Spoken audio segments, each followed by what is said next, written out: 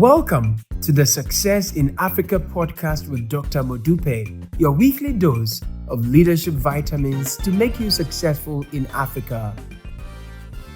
Hello and welcome to another episode of the Success in Africa podcast. My name is Dr. Modupe Taylor Pierce, and I am a scholar and practitioner of leadership and organizational development. Simply put, I study what makes people successful. I've been doing this for 3 decades with a particular focus on people in Africa. And in this podcast, I share stories, lessons, and insights about people having success in Africa. Why do I do this? Because I have a vision for Africa. I have a vision of Africa becoming a middle-income continent by 2030 and a high-income continent by the year 2040. And for that to happen, I need you and every other African watching or listening to this podcast to become successful. So, if you want to be successful in Africa, I encourage you, like and subscribe to this podcast. This episode is brought to you courtesy of BCA Online, the one-stop shop for mastering leadership. Joining BCA Online is free, and it gives you access to countless hours of knowledge, videos, and a plethora of resources on leadership that will enhance your capacity. If you have questions as well that you want me to answer after watching this video, just log on to BCA Online. The link is on the screen and post your questions there. That is where I will respond to your questions. So let's get going with today's episode because it's going to feature a dynamic woman from Africa who has been described as one of Africa's boldest voices for entrepreneurship and economic freedom. She grew up in Senegal, then moved to Europe and the United States and returned to champion Africa's entrepreneurial potential.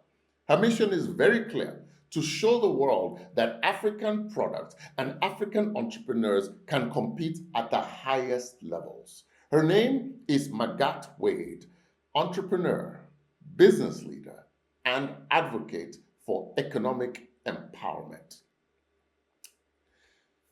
Magatte was born in Mbor, Senegal, a small coastal town known for fishing and tourism on the west coast of Africa. Her childhood was filled with the rich traditions of Senegalese culture, but it was also marked by the economic limitations of her environment. She saw how talented and hardworking people in her community struggled because of limited opportunities. As a teenager, her family moved to Europe, and she eventually made her way to France and later the United States. These moves exposed her to global markets and products. She often tells the story of walking into Western supermarkets and noticing that none of the products on the shelves were made in Africa. To her, that absence was glaring. Africa, rich in resources, rich in talent, and yet invisible to global consumer markets. This realization planted a seed in her mind. She wanted to create brands that were proudly African, built with African resources, and sold globally. Proof that Africa could compete not just in raw materials, but also in finished goods. Her first major entrepreneurial venture was called Adina World Beat Beverages, launched in San Francisco in 2004. Inspired by the traditional Senegalese hibiscus tea, which is known locally as bissap, she created a line of organic drinks based on African flavors. The brand quickly gained traction in the United States, selling even in Whole Foods and other major retailers. Adina raised millions in venture capital and expanded its product line. For Magatte, Adina was proof that African-inspired products could succeed in global markets. Though she eventually left the company, the experience taught her valuable lessons about scaling, branding, and navigating the competitive US consumer market. Her next venture was Tiosan, a luxury skincare brand based on traditional Senegalese recipes. Using indigenous ingredients and local knowledge, she built a company that combined African heritage with modern wellness trends. Tiosan not only employed Senegalese workers, but also reinvested part of its profits into local communities in Senegal. You see, Magatte is more than just an entrepreneur. She has become a global advocate for entrepreneurship in Africa. She argues passionately that Africa's problems will not be solved by aid, but by creating an environment where entrepreneurs can thrive. She often speaks about the burden of overregulation in African countries. In many places, it can take months and even years to legally register a business compared to just a few days in the West. She believes that African governments must reform their systems to unleash the potential of their people. You see, she has been positioned as a thought leader and she's using her platform to not only raise awareness about the need for economic freedom and prosperity, but also to inspire people to a life of entrepreneurship. What makes her unique is her ability to bridge different worlds. You see, Magatte is just as comfortable pitching to Silicon Valley investors as she is sitting with village women in Senegal discussing traditional recipes. She has the confidence of a global entrepreneur while staying deeply rooted in her African identity. Through her company, Tiosan, and her advocacy, she has become a symbol of what Africa can offer the world: high quality, authentic products and a bold vision for economic transformation. She's been recognized by major publications like Forbes and The Guardian, and she regularly speaks at global institutions like the World Economic Forum, etc., etc. Now, what can we learn from the journey of Magatte Wade? Number one, bloom where you are planted. Turn cultural heritage into a global opportunity. You see, Magatte took Bissap, a traditional Senegalese drink, and transformed it into a global product with Adina. She showed that African traditions can have international appeal. She didn't run away from her Africanness, even though she was in the United States. She also didn't run away from her United Statesness, even though she was African. She knew that the secret to her success was combining all of her experiences. That's what I mean by blooming where you are planted. Lesson number two, failure is part of the journey. Not every venture that she engaged in succeeded perfectly, but each attempt gave her new skills and new insights. You see, she understood that success is often built on the lessons of failure.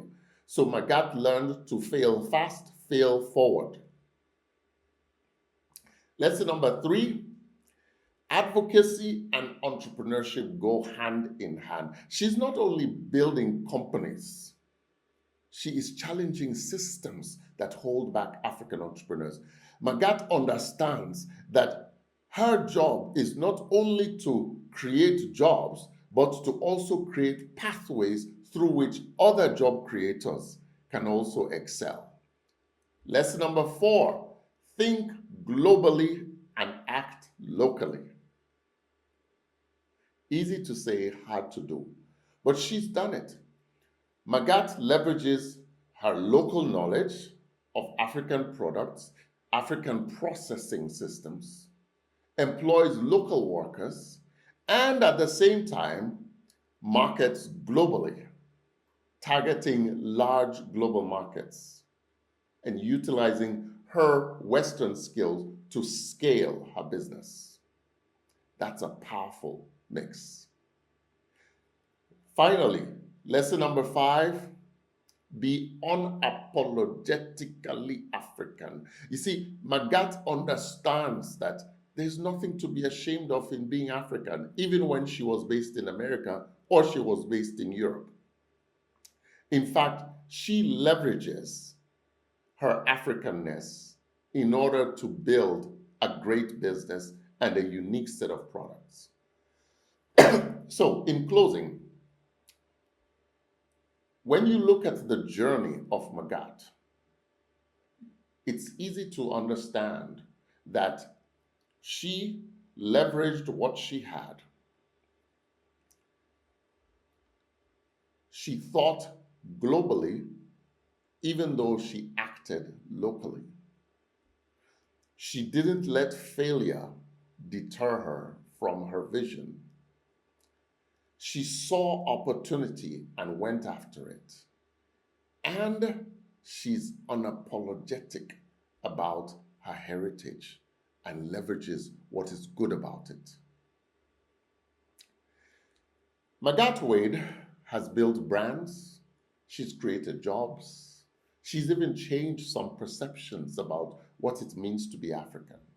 She's inspired a new generation of Africans to believe that their ideas, their traditions, and their products can stand proudly on the world stage. This is hugely important.